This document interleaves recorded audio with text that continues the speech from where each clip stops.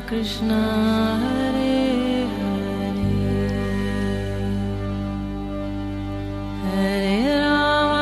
हरे राम राम राम हरे हरे। नमस्कार, रेडियो मानव रचना 107.8 पर मैं हूँ सरिता आपके साथ और शुरू हो चुका है कार्यक्रम आत्मदर्शन, जिसमें हम बात करते हैं प्रभु श्री कृष्ण की, उनकी लीलाओं की। बहुत सारी कथाएं, प्रसंग हम जानते हैं जिनसे हमें जीवन में भक्ति करने की प्रेरणा मिलती है, आगे बढ़ने की प्रेरणा मिलती है। प्रभु नाम से हम अवगत होते हैं इस प्रोग्राम में। और इस प्रोग्राम में हमेशा की तरह अपना ज्ञान हमारे साथ बांटने के लिए स्टूडियो में मौजूद हैं रागलेखा दासी जी, चरणाश्रित युगाचार्य श्रीमद भक्ति वेदांत नारायण गोस्वामी जी की शिष्या रागलेखा दासी जी। आपका स्वागत है हमारे स्टूडियो में। हरे कृष्ण। रागलेखा दासी जी, हम आजकल बात कर रहे हैं भागवत पत्रिका की और गुरुदेव हरि कथा की हम बात कर रहे हैं, जो 2005-06 में प्रकाशित हुई। और इसके चौथे चरण में हम पहुंच गए थे, जहां पर हम पिछले एपिसोड में आपसे बात कर रहे थे विरह भजन के बारे में। तो इस विरह भजन के बारे में आपने हमें काफी कुछ बताया कि किस प्रकार के विरह भजन होते हैं, और आज भी हम आपसे इन्हीं के बारे में आगे जानेंगे। इसी को कंटिन्यू करते हुए आप हमारे श्रोताओं को बताएं इसके बारे में जी। तो गुरुदेव से यदि प्रकट लीला में वो चले गए हैं, तो अब इन संसार में तो हम आनंद पूर्वक रह रहे हैं। तो विशेष तिथियों जैसे आविर्भाव तिरोभाव तिथि में उनका स्मरण करते हैं, और इन तिथियों में हम उस समय आयोजन में व्यस्त रह जाते हैं। तो इसलिए विरह को अनुभव करने के लिए कम ही सहयोग मिलता है। केवल जब हम उनके संबंध में कुछ कहते हैं तो एक दो बूंद आंसू हमारी आंखों में आ सकता है, नहीं भी आ सकता। यदि उत्सव आडंबर पूर्ण हो तो अश्रु बहाने का प्रश्न नहीं उठता, क्योंकि हम बहुत से अनुष्ठानों में व्यस्त रहते हैं। तो हम अरेंजमेंट में लगे रहते हैं, जैसे अभिषेक, पूजा, वैष्णव को महाप्रसाद वितरण इत्यादि। हम इन उत्सवों का आयोजन अधिकांशतः असाधारण लोगों के लिए किया करते हैं, जिनका हमारे गुरुदेव के साथ प्रगाढ़ संबंध नहीं है। परंतु हमें कुछ इस प्रकार करना होगा जिससे हमारे हृदय में उनका विरह भाव उदित हो। यही हमारा भजन होगा। तो इसलिए हमें उनके लिए विरह अनुभव करना पड़ेगा। गुरुदेव के लिए गुरुदेव से कृपा प्राप्त करके जो उनके प्रति अपनी असीम कृतज्ञता को अनुभव कर रहे हैं, तथा जिन्होंने विश्रम्भ भाव से अति प्रचुर सेवा की है, केवल वे सौभाग्यशाली जन ही विरह अनुभव करेंगे, वे ही क्रंदन करेंगे। ऐसा भक्त ये विचार नहीं करेंगे मैं कितना नीच हूँ, मेरे गुरुदेव की स्थिति कितनी ऊंची है। वहाँ संभ्रम भाव, भय मिश्रित पूज्य बुद्धि नहीं रहेगा, अन्यथा कोई क्रंदन नहीं कर सकता। शास्त्र बताते हैं विषम्भेण गुरु सेवा, अर्थात गुरुदेव की इस प्रकार अंतरंग सेवा करेंगे, गुरुदेव उनके प्रति सदैव प्रसन्न रहेंगे। गुरुदेव एक क्षण के लिए भी नहीं सोचेंगे कि ये मेरा दास या शिष्य है, अपितु ये अनुभव करेंगे ये मेरा हृदय है। श्री माधवेंद्रपुरी पाद के शिष्य ईश्वरपुरी पाद और ईश्वरपुरी पाद के शिष्य श्री गोविंद इस कोटि के सेवक थे। यद्यपि वे संबंध दुर्लभ है, फिर भी रागानुगा भक्ति के लिए परम आवश्यक है। इस प्रकार के संबंध के बिना हम श्री रघुनाथ दास गोस्वामी की भांति क्रंदन नहीं कर सकते। तो लोग आत्मसात करके क्रंदन करते थे कि ओ मेरे को तो रघुनाथ दास गोस्वामी सोचते थे राधिका जी का विरह हो रहा है, तो इसीलिए क्रंदन करते थे, कब मुझे दर्शन दोगी, कब मुझे अपनी कोई सेवा प्रदान करोगी। तो सेवा में जाते थे तो उससे विरह होता था, तो इसलिए क्रंदन करते थे। तो विभिन्न स्तरों पर गुरुदेव की विरह अनुभूत होता है। जब हम विचार करेंगे तो वो कितने करुणामय थे, उनके कितने महान थे, तो हम एक प्रकार के भाव का अनुभव करते हैं। परंतु यदि हम स्मरण करेंगे कि वे हमारे कितने प्रिय थे और हमसे कितनी प्रीति रखते थे, तो हम प्रचुर विलाप करेंगे। नंद बाबा आदि ब्रजवासी कृष्ण के विरह में रोते हैं, किंतु यशोदा मैया नंद बाबा से अधिक रोते हैं, और गोपियां तो यशोदा मैया से भी अधिक रोती हैं, क्योंकि कृष्ण से उनका संबंध अधिक अंतरंग। श्री कृष्ण, श्रीमती राधिका, श्री रूप गोस्वामी, श्री गुरुदेव से हमारा इस प्रकार का संबंध होना चाहिए, तब तक उनकी कृपा के लिए रो सकते हैं। यदि अभी हमारा श्री गुरुदेव के साथ अंतरंग सेवा संबंध नहीं हुआ है, तब ये निश्चित है कि हम श्री रूप मंजरी, श्रीमती राधिका, श्री कृष्ण से अपने संबंध की कल्पना नहीं कर सकते। तो प्रथम सीढ़ी यही है, गुरुदेव इज द बैकबोन ऑफ भक्ति। जैसे कोई प्राणी है, उसकी बैकबोन होगी तो वो चलेगा सीधा, नहीं तो वो रेंगने वाला कोई सांप वाप कुछ बन जाएगा। तो ऐसे ये बैकबोन है भक्ति की। तो अगर ये गुरुदेव से संबंध होगा तब हम आगे की कल्पना कर सकते हैं, नहीं तो नहीं कर सकते। अन्य सभी संबंध अनुभूतियां इस आधार पर ही विकसित होती हैं। यदि हम श्री गुरुदेव के लिए क्रंदन कर सकते हैं तो श्रीमती राधिका के लिए भी रो सकेंगे। यदि हम अपने गुरुदेव के लिए रो नहीं सकते तो श्रीमती राधिका के लिए भी नहीं रो सकते। हमारी जो कुछ भी भक्ति है वह गुरुदेव से ही प्राप्त है, इसलिए हृदय में उनके लिए रोना चाहिए। कैसे क्रंदन करें, हम किस प्रकार रोएंगे? एक शास्त्र के श्लोक में श्रीमद महाप्रभु ने उपदेश दिया, नयनम गलदश्रुधारे आवदनम हृदय निश्चितम वपु कथा सर्वनाम ग्रहणे भविष्यति। हे प्रभु, आपके नाम ग्रहण करते समय कब मेरी आंखों से अश्रुधारा प्रवाहित होंगे, वाणी रुद्ध हो जाएगी या शरीर में रोमांच होगा। तो कहते हैं कि जब प्रभु आपका स्मरण करते करते मेरे जब ऐसे विकार आएंगे तभी कुछ मतलब होगा, क्रंदन होगा। हरे कृष्णा, राधा गोविंद और वृंदावनेश्वरी, इन नामों का उच्चारण करते समय कब मैं इस प्रकार विलाप कर सकूंगा? क्रंदन ही हमारा धर्म। जैसे एक बच्चा रोता है तो उसकी माँ उसके पास आती है और उसको उठा लेती है, लेकिन अगर वो बच्चा खेलता रहे, कुछ अपना खेल में व्यस्त रहे तो माँ उसके पास कभी नहीं आएगी।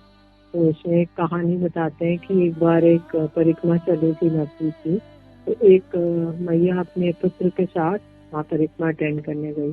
तो जब वो परिक्रमा जा रही थी तो उसने अपने पुत्र को एक वहाँ पे ब्रह्मचारी जो रहते थे उनके पास छोड़ दिया। तो वो सुबह से लेकर शाम तक नहीं आई। तो पहले तो वो बच्चा इधर उधर उनको उसको खाने को दे दिया, केला, संदेश कुछ भी दे दिया, खेलने के लिए कुछ बर्तन दे दिया। तो बच्चा बड़े आराम से खेलता रहा। फिर दोपहर के बाद तो वो चुप ना हुए, रोने लगा। तो रोता जा रहा है, माँ माँ कर रहा है। तो शाम को जब माँ आई, माँ ने उसको गोदी में लिया, तभी जाके वो चुप हुआ। तो ऐसे ही हम जब भगवान के लिए क्रंदन करेंगे तभी भगवान हमारे पास आएंगे। नहीं तो जब तक हम खेल में व्यस्त हैं, खेल क्या है, हम कंप्यूटर लेंगे, लैपटॉप लेंगे, हम फोन लेंगे, हम इंटरनेट देख रहे हैं, व्हाट्सएप देख रहे हैं, फेसबुक देख रहे हैं, गाड़ी चला रहे हैं, फ्लैट में व्यस्त है, पत्नी है, एक पुत्र है और एक सब में व्यस्त है। तो भगवान बहुत दूर है। राजको स्वामी जी आदि विरही भक्तों, फिर गुरुदेव और गुरु परंपरा की कृपा से एक दिन हम भी इन सब भावों को अनुभव करेंगे। यही हमारी वास्तविक प्रार्थना है। हमने किसी प्रकार की भाव होना चाहिए। तब मैं हरिनाम कीर्तन श्रवण स्मरण के समय क्रंदन करूंगा। जो अत्यंत सौभाग्यवान है केवल वे ही रो सकते हैं, विलाप कर सकते हैं और इन भावों को समझ सकते हैं। इसलिए सब स्तुति करते समय या हरिनाम का जप कीर्तन या स्मरण करते समय हमें कुछ विपुलम भाव का अनुभव करना आवश्यक है। यदि हमें विनय भाव नहीं है तो हमको साधन भक्ति का पालन कर इन भावों को क्रमशः विकसित करना होगा। इस जगह में महाप्रभु एवं उनके परिकरों की विनय संबंधी लीलाओं का पाठ करने से ये भाव हमारे हृदय में कुछ प्रवेश करेगा और एक दिन हम उनका अनुभव कर सकेंगे। गुरुदेव का स्मरण करने से भी अनुभूतियाँ आती हैं। यदि हम गुरुदेव की कृपा को नहीं समझते हैं तो हम कुछ भी नहीं समझ पाते हैं। हमारा अंतिम लक्ष्य क्या है? श्री भक्ति सिद्धांत सरस्वती ठाकुर ने लिखा है कि संभोग और विप्रलम ये दोनों युगपत नित्य विराजमान है।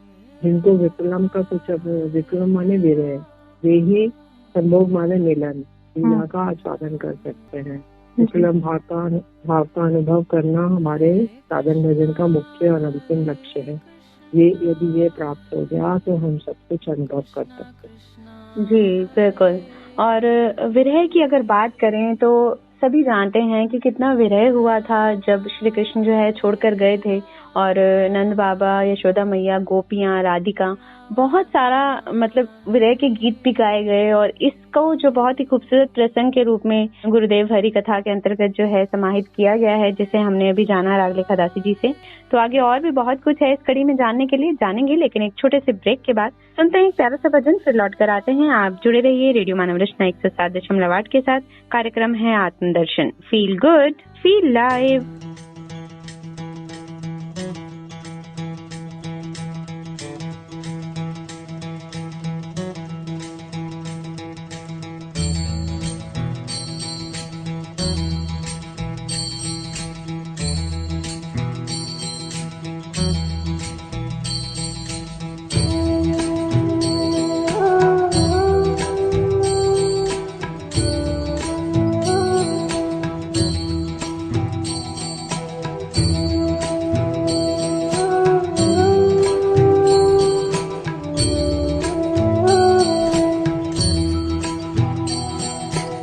जय राधा माधव जय कुंज बिहारी, जय राधा माधव जय कुंज बिहारी, जय राधा माधव जय कुंज बिहारी, जय राधा माधव जय कुंज बिहारी, जय राधा माधव जय कुंज बिहारी, जय राधा माधव जय कुंज बिहारी, जय गोपी जन वल्लभ, जय गोपी जन वल्लभ, जय गोपी जन वल्लभ, जय गोपी जन वल्लभ, जय गोपी जन वल्लभ, जय गिरवरधारी, जय राधा माधव जय कुंज बिहारी, जय राधा माधव जय कुंज बिहारी,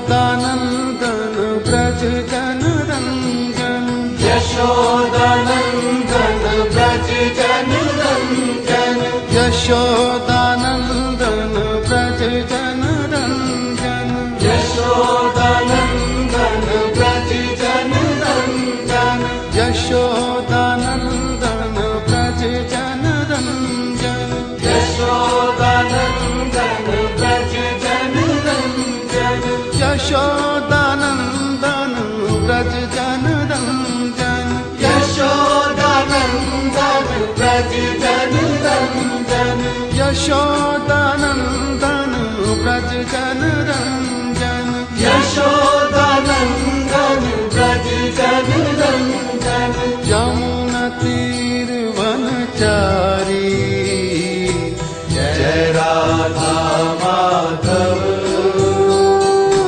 जय कुंज बिहारी, जय राधा माधव जय कुंज बिहारी,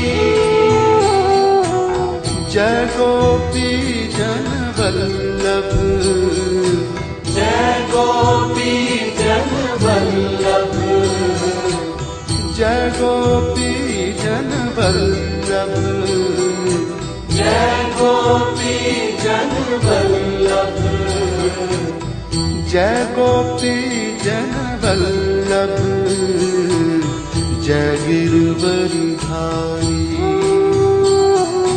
जय राधा माधव जय कुंज बिहारी, जय राधा माधव जय Kunj Bihari,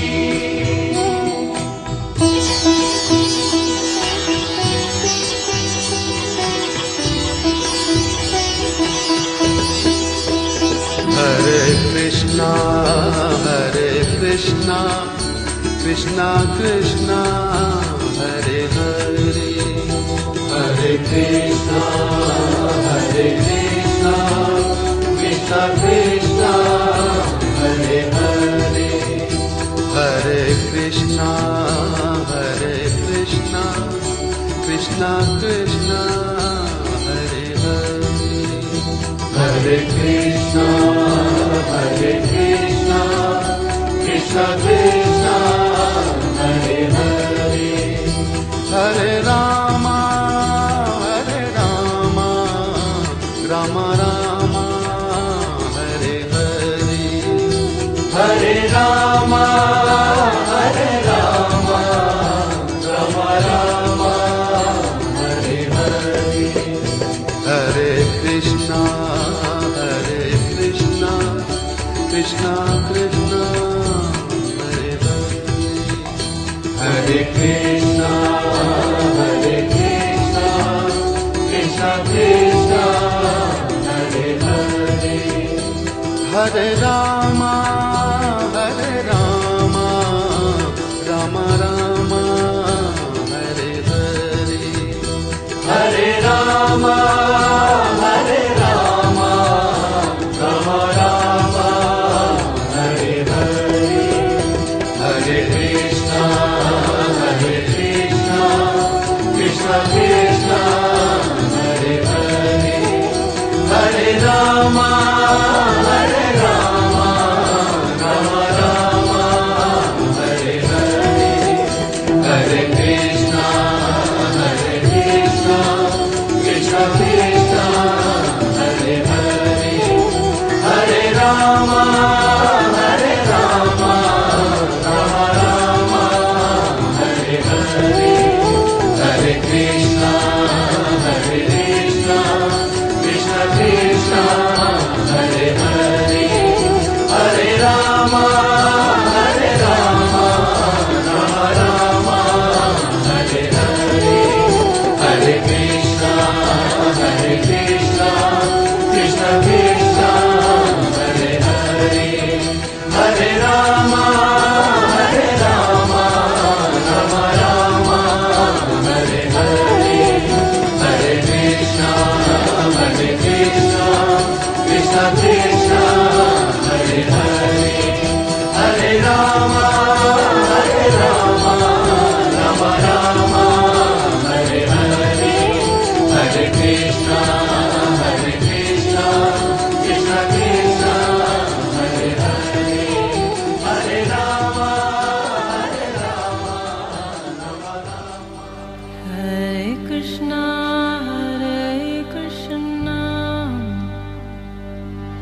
Krishna Krishna Hare Hare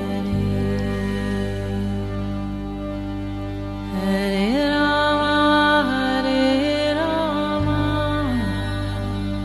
Rama Rama Hare Hare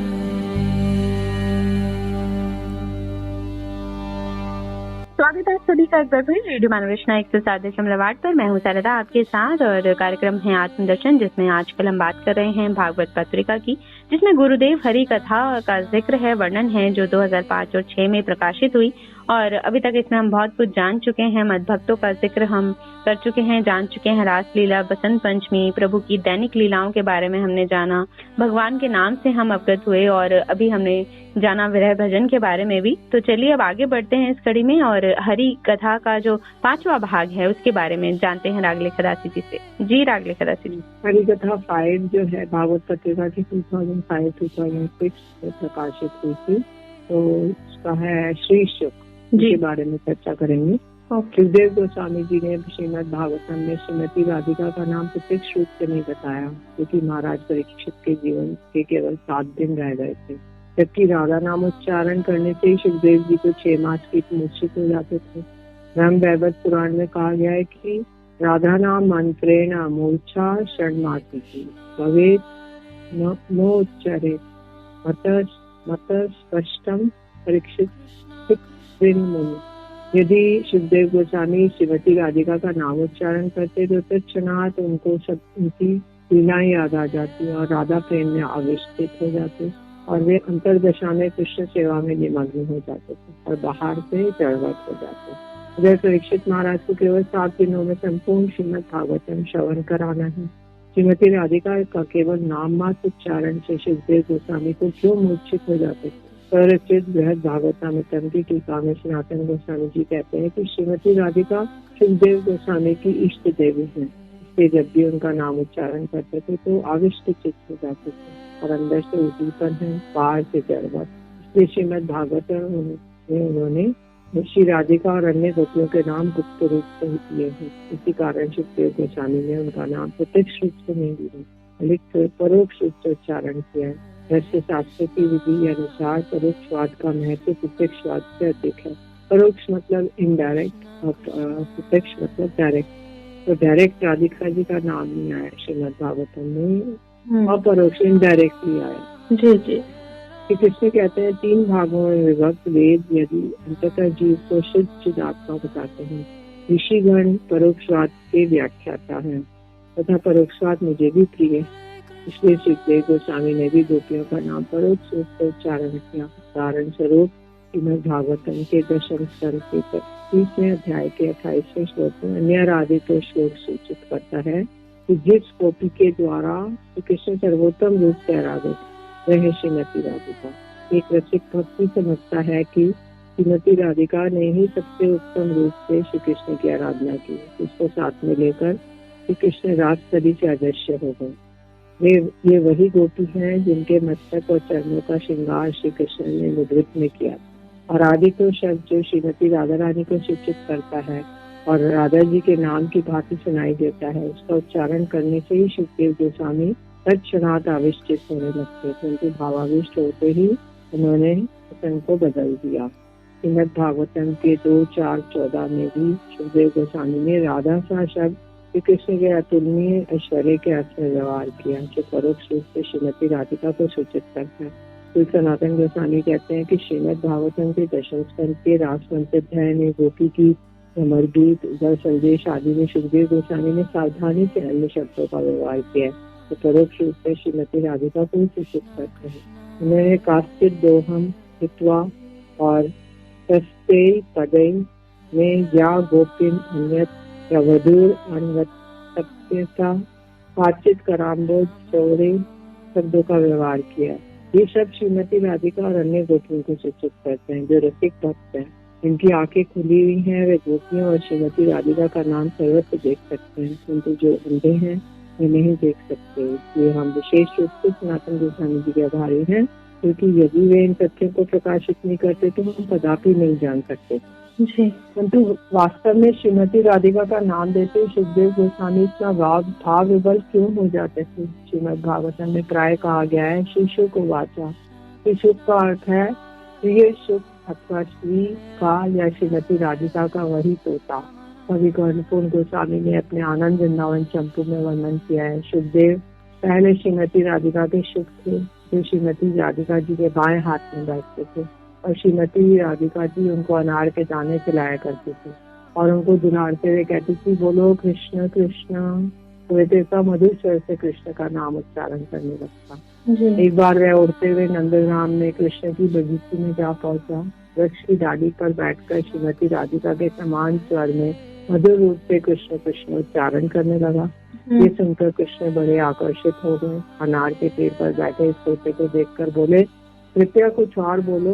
तब तोता वर्णन करते हुए कहने लगा मैं बड़ा ही घृणित और अकृतज्ञ हूँ, क्योंकि मैं श्रीमती राधिका के हाथ पर बैठा था और मुझे अनार के दाने दूध चावल खिला रही थी। मुझे अत्यंत मधुर स्वर से कृष्ण कृष्ण कहना सिखा रही थी, किंतु मैं वहीं से उड़कर यहाँ आ गया, इसलिए मैं बड़ा दुर्भागा हूँ। तब कृष्ण ने उस तोते को अपने हाथ में ले लिया और उसे दुलारने लगे।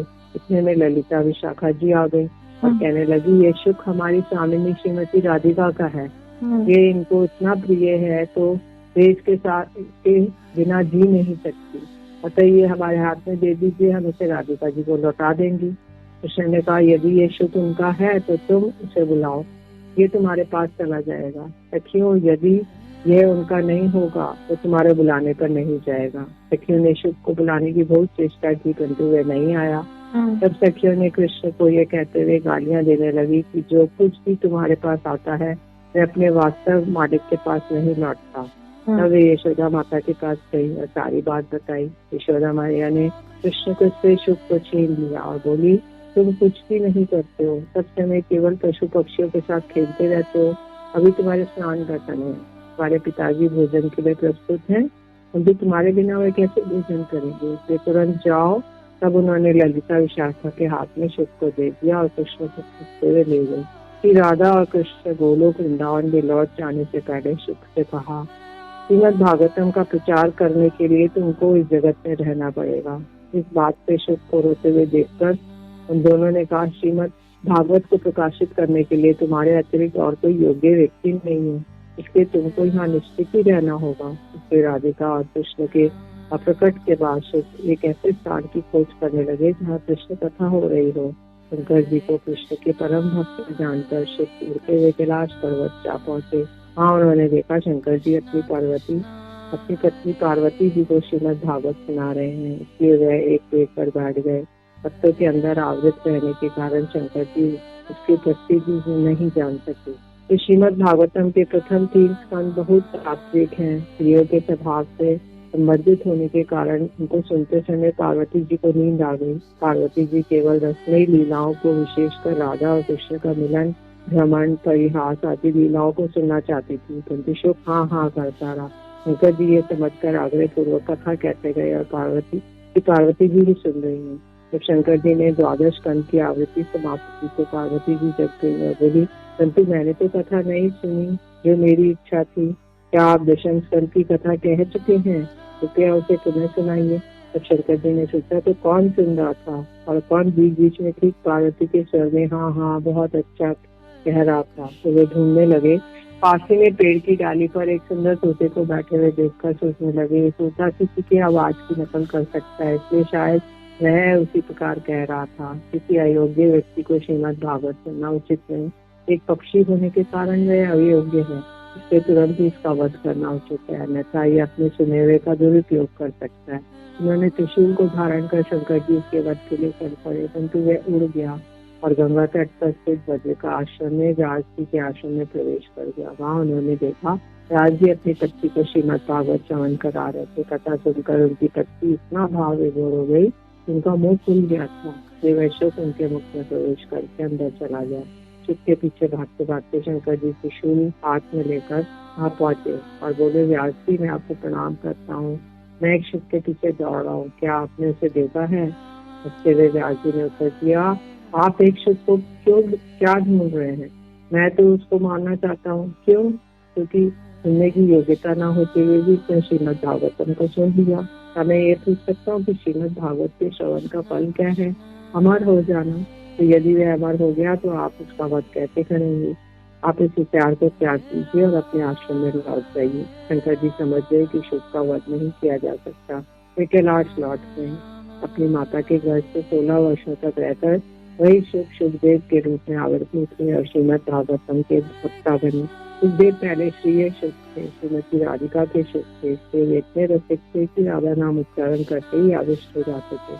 अन्य पुराणों में श्रीमती राधा रानी का नाम सीधे रूप में उल्लेखित है, क्योंकि ये पुराण कर्म और ज्ञान के रंग से 100% मुक्त नहीं है। श्रीमद् भागवतम सभी पुराणों का से ऊपर है, क्योंकि श्री कृष्ण भक्ति के वर्णन से इनकी कोई तुलना नहीं है। कर्म और ज्ञान का निर्देश इनके वर्णों को नहीं रंग सका।